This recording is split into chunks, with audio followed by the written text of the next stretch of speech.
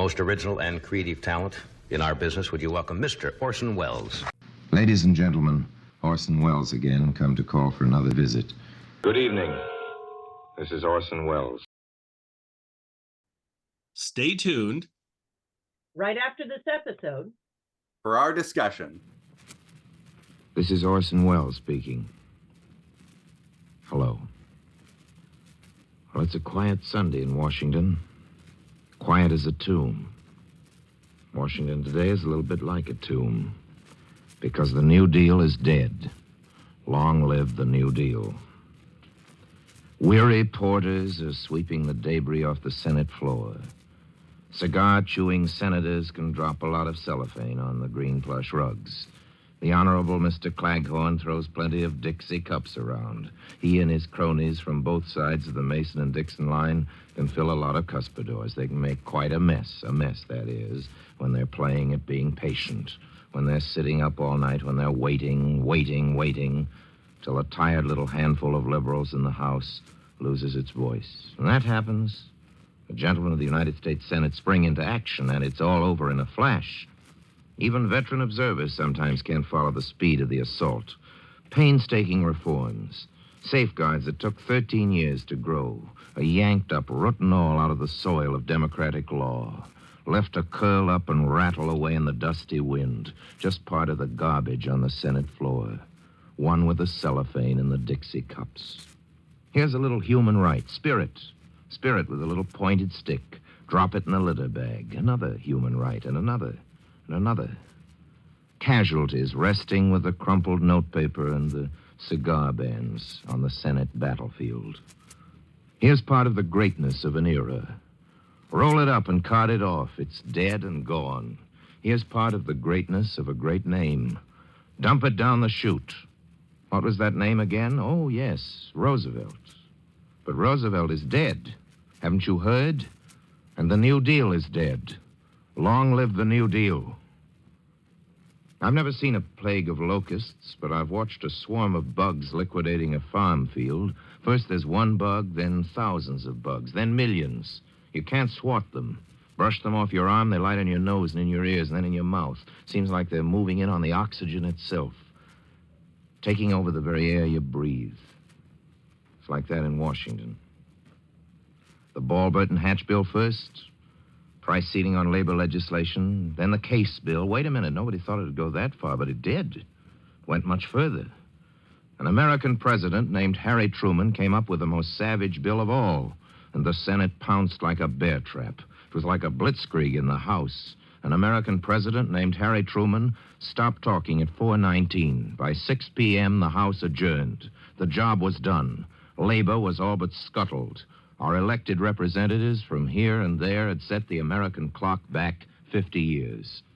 In the upper chamber, they were more methodical. They had plenty of votes to pass the Truman bill. But the smell of blood was in the air. You could hear the steady, quiet, careful champing of the tiger's teeth, finishing the kill. There was the case bill. First they passed that, but that wasn't enough. They threw in the Hobbs bill and every other piece of crackpot anti-labor legislation that was lying around. It all passed with votes to spare. Unconstitutional? What's that? I say it's unconstitutional. A lonely voice on the Senate floor. A lonely liberal. Unconstitutional? So what? All this infringes on the rights of man, says the gentleman from Oregon. Who cares? This abrogates the freedom of workers, Claude Pepper speaking. Repeals the Bill of Rights. Tell the senator from Florida to sit down. Rights? Human rights? Who cares about them? It's our night to howl. It's our 4th of July. We're in the saddle now, boys. Get out the firecrackers, light the fuses on the pinwheels, shoot off the guns. Let's open us another case of bourbon, boys. We waited a long time for this. We waited since 1932. Bring out the stops. Hit C over high C on the organ. Make the cat jump. Higher, higher, higher. Crack goes the whip. Watch 'em fall into line. Ain't it pretty? Senator George calls for a vote. Passed. Fine. Next amendment, please. There's a man up there in the gallery. His face is wreathed in smiles. Who is that man? He is a thing called a lobbyist. Who does he work for? A thing called the National Association of Manufacturers. Sure he's happy, this smiler with a knife. But perhaps he shouldn't be. Maybe he's wrong to smile. Could be he'll have no job next week. No job? That's right, no job. If Congress goes on like this, if Congress wrecks everything Roosevelt put on the books, what will he have to lobby for? But wait a minute, just a second. Hold on there. What am I talking about? Did this really happen? Yes, it really happened. And what started isn't over yet. At 11 a.m. Monday, the boys are going back to work. They've got some other stuff, that is, to clean up. They've got more and even more oppressive anti-democratic legislation to pass in the Senate. They're fixing to tie labor up in knots so tight, could be that German workers under Hitler look a little like free men. Country is fed up with strikes. The constituents hunger for quicker reconversion. The nation's mood is just right for the job. But it's quite some job. Undoing so much that was done in 13 years is quite a job. The boys will have to rise betimes on Monday, and they will. They've waited too long to pass up the opportunity. The Senate sat until 1:15 a.m., Friday morning. The CIO and the AFL and the Railroad Brotherhoods didn't have a single member present in the galleries at that time. 15 million organized workers not represented. None of it makes sense, but it's all true. They weren't there when the chips were down. Henry Wallace wasn't there when the cabinet blessed Harry Truman's terrible first try at big-scale strike-breaking. Henry Wallace was missed. And there was another missed in Washington last week, as he is missed everywhere in the world. He sleeps under the century-old hedges of the Rose Garden at Hyde Park.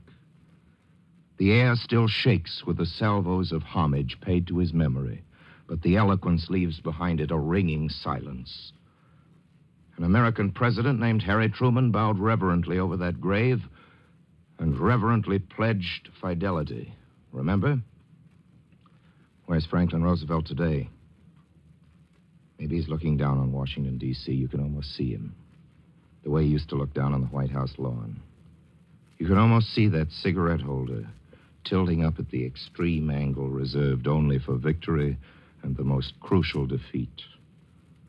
Things went the wrong way for Roosevelt and the Roosevelt way in Washington last week. It wasn't for this that Roosevelt laid down his life. Roosevelt died for more, not for less.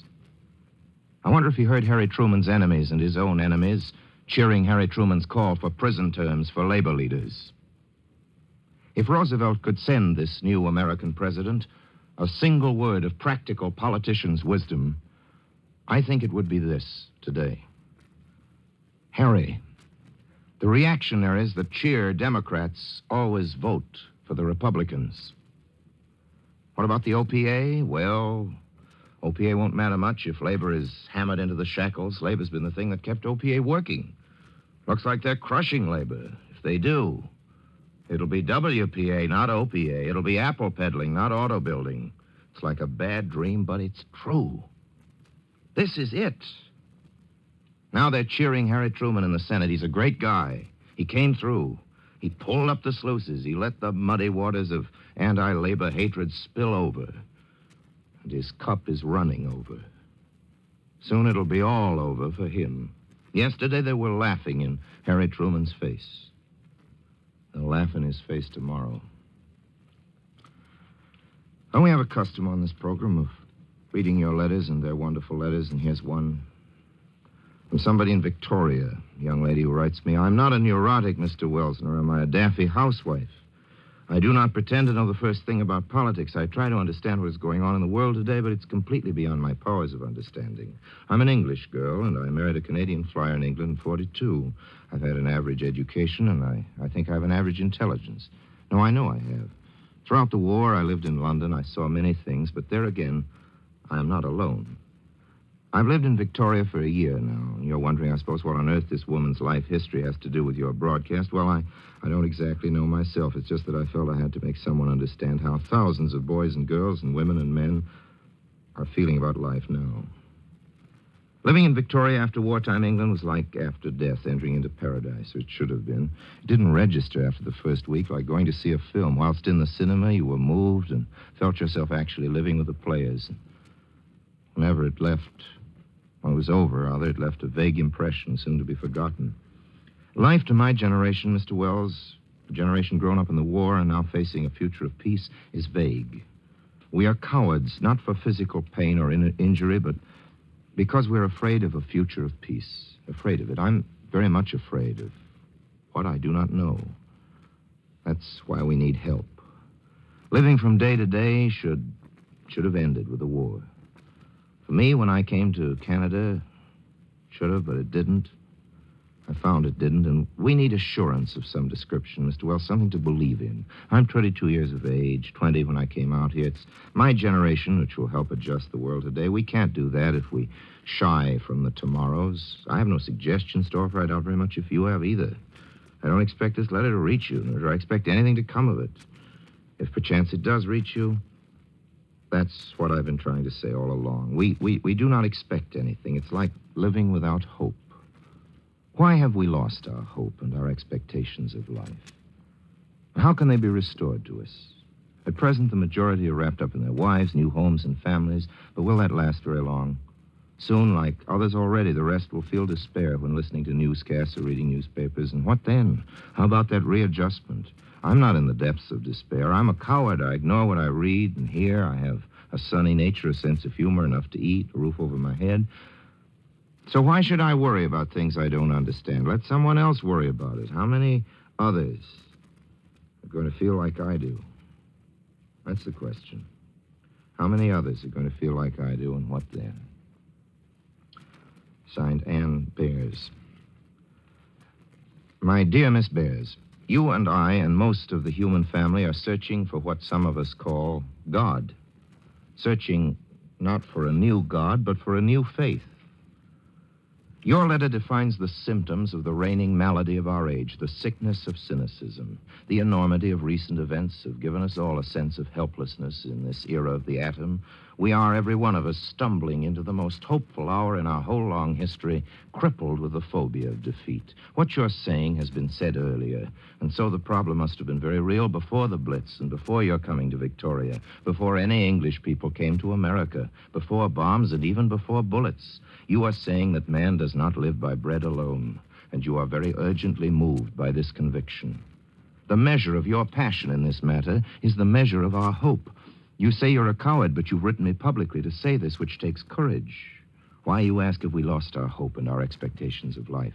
Miss Bears, if you had lost all hope and every worthy expectation, you wouldn't find it needful or even possible to write me of the loss. There must be very few thinking humans today who live without the dizzy fear of impending panic or paralysis. The bomb casts a long, cold shadow across the living world. The odor of the grave breathes out of this new darkness. Madness threatens, and despair rides its own skeleton horse after the figures of the apocalypse. On the battlefields, there is hunger and hate. Broken hopes fester in the soul, and here in rich America, we are moving backwards toward chaos. It looks hopeless. But if it were, there would be reason enough for the good fight, because the good fight is worth fighting even when the good fight must be lost. And the good fight need not be lost. If in the snug and sunny comforts of Victoria, you are wise enough to see that something stands between you and the sun, between you and those comforts, then you are wise enough to guess that you are not alone. You said that about your life in London. You are not alone, you said. Always remember that you are never alone. This comfort is the source of every living faith. Doubt is not of necessity the end of faith. It is also the beginning of faith. Why should I worry, you say? Why should I worry about things I don't understand? Let somebody else worry about it. If you didn't worry, you wouldn't have written me, and I'm sure you know the answer to that one as well as any commentator speaking into any radio microphone. I quoted these lines once before this year, but they answer you as you want to be answered. I think John Donne wrote them. No man is an island, entire of itself. If a clod be washed away by the sea, Europe is the less. Every man is a piece of the continent, a part of the main. And therefore, never send to know for whom the bell tolls. It tolls for thee. All my best to you, Miss Bears, and thanks to you, ladies and gentlemen. Thanks to you for listening. Please let me come to call again next week. Till then, I remain, as always, obediently yours. Every bit of food you can save can help save lives. Orson Welles spoke to you today from Philadelphia. This is ABC, the American Broadcasting Company.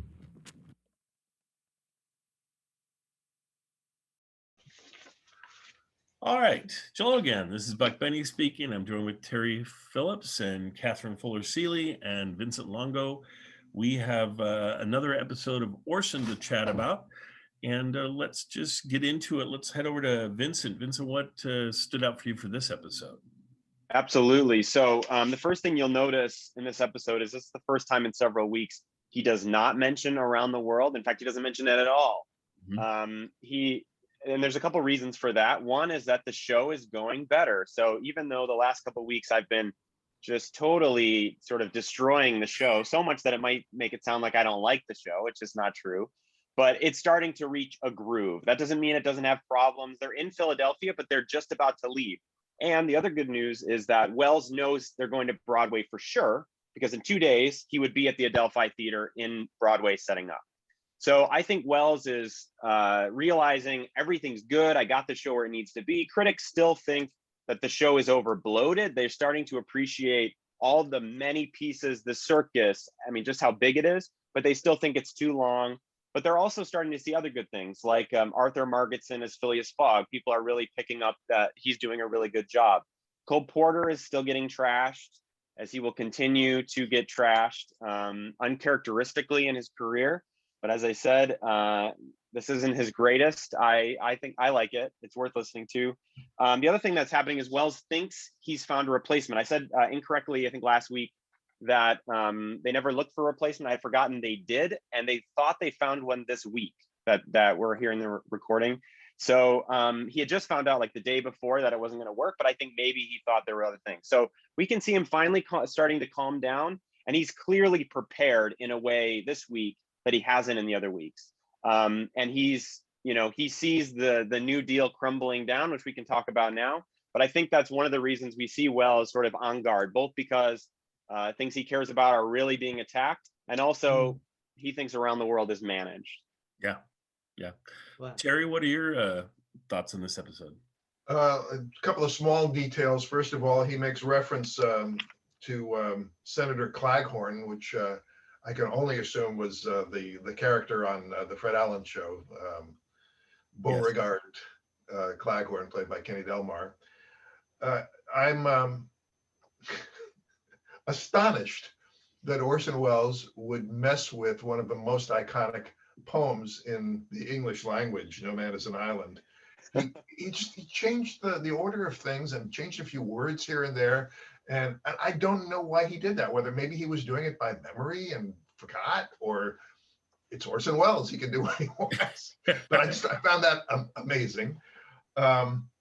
The meat of this commentary is about the anti-labor development in Congress and in the U.S. Senate, and it culminated the year after this commentary with the Taft-Hartley Act, maybe one of the worst bits of legislation with respect to the rights of workers ever passed in the United States.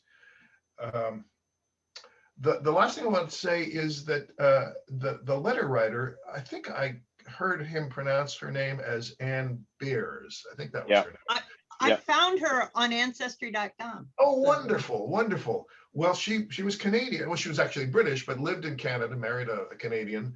And I wondered how she heard it. And I looked at the map, and Victoria, Canada, where she lived, is kind of a direct line of sight from Seattle, where there was and still is an ABC radio station. So I guess maybe that's how she heard the show.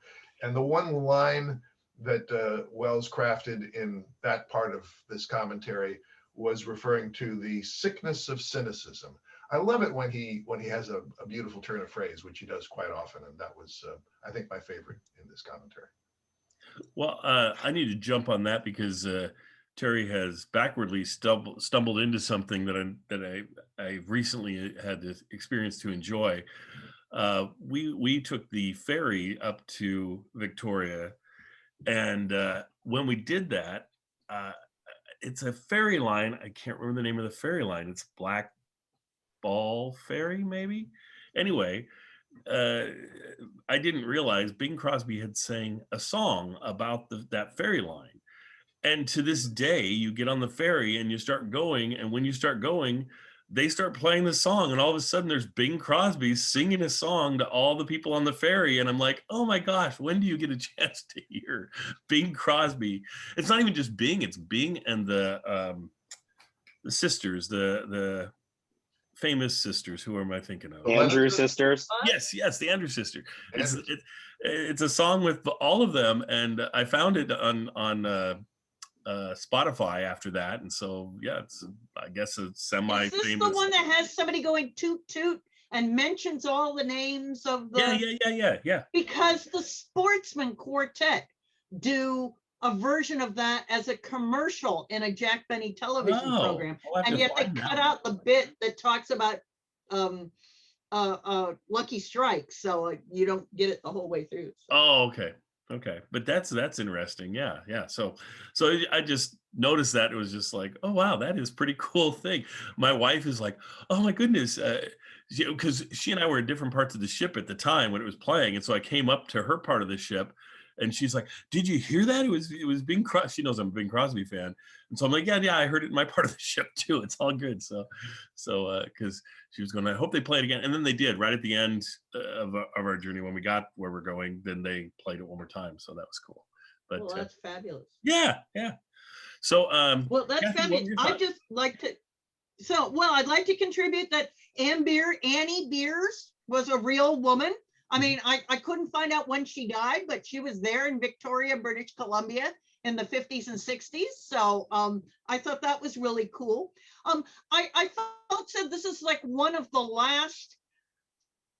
I love the New Deal, and Franklin Roosevelt is a genius, kind of commentaries that anybody else he's just going to get piled on. Nobody's going to be able to say, oh, how wonderful Franklin Roosevelt is anymore. The Republicans just want to trash his legacy and his, no more homages to FDR after this. So I felt a little sentimental by how fervently our friend Orson loved his former president. And yep. I sort of thought that as he winds up and he's talking about Annie Beers and indeed the symptoms of cynicism, the disease of cynicism, and the search for God and his faith. And I felt he was kind of winding up into a sort of Henry V kind of, now we're going to go kill the French at Agincourt. He was pulling all his theatrical experience, it seemed to me, together to try and, believe in something, go, dude. So yeah, to build on that, I do think Terry and Kathy, he probably didn't write that part down. As Kathy said, he does seem to be sort of winding up. He's pulling parts of things that he said before. I mean, for example, his sort of criticism of her and her letter, he mentioned several other letters ago, which is, if you were so afraid, you wouldn't have wrote me. He says that. And then he does return to these more theatrical things. He has this like very apocalyptic picture that he paints. He's bringing up the bomb again. We live in the age of the bomb. And so he seems to just be sort of recycling things he said before, almost like as if he doesn't completely have a rebuttal. And then he just sort of ends with this general statement, like, we need to all stick together. It's very general in a way that it's specific in his own way, but also general. And so I thought he kind of was just going with it. I almost wonder whether he was working from notes rather than a script, or maybe the outline of a script and not a complete script. I mean, he stumbled a couple of times too, which is odd for Orson Welles. Yes. Yeah. He could have also thought he was going to run out of time before he ended the letter. Because, in the past episodes, he gets the letter, he reads it, he has like one line that he says, like, thank you for writing, makes a quick comment, and then gets out. So maybe he was like, well, I have like 3 or 4 minutes, and now I'm just gonna, I'm just gonna go. He didn't even mention the radio this time. Did you notice that? Oh, this is true. We don't know if she got her prize radio or anything. He probably ran out of free ones. I don't know. The contract runs out in a couple of months, I think. He's looked on his shelf, is like, I'm out. I guess I'll have to go to something else. And now giving away boxes of Cracker Jacks. A fine treat for you and your family. Anyway, no, I thoroughly enjoyed this. Go ahead. I was just I just want to say, I thoroughly enjoyed it because it does leave kind of the play talk behind and goes to more of his traditional sort of thing, which I think he needed about now. he really does a nice job throughout this whole series about he'll go off on a tangent or go somewhere and then come back a few episodes later. He never sticks on anything too long. It starts to wear out its welcome, and then he goes in a different direction. So he's definitely kind of aware of when he's pushing things too far with the audience and that sort of thing. So I think it's really good that he can pull that off. And Vincent, you were going to say? Yeah, I was just going to say the other thing that I really appreciated in this episode is his vivid portraits that he paints of Congress in particular.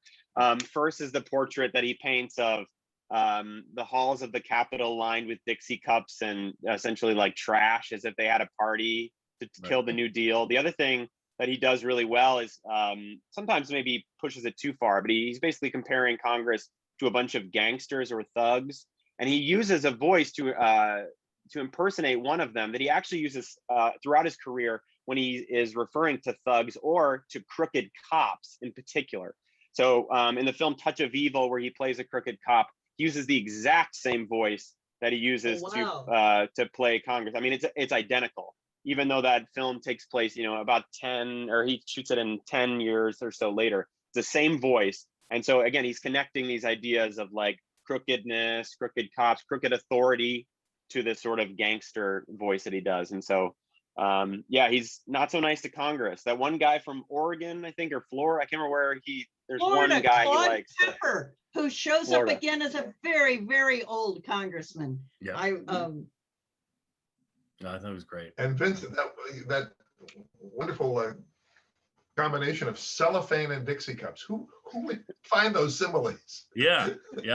Right. Well, he's incredible.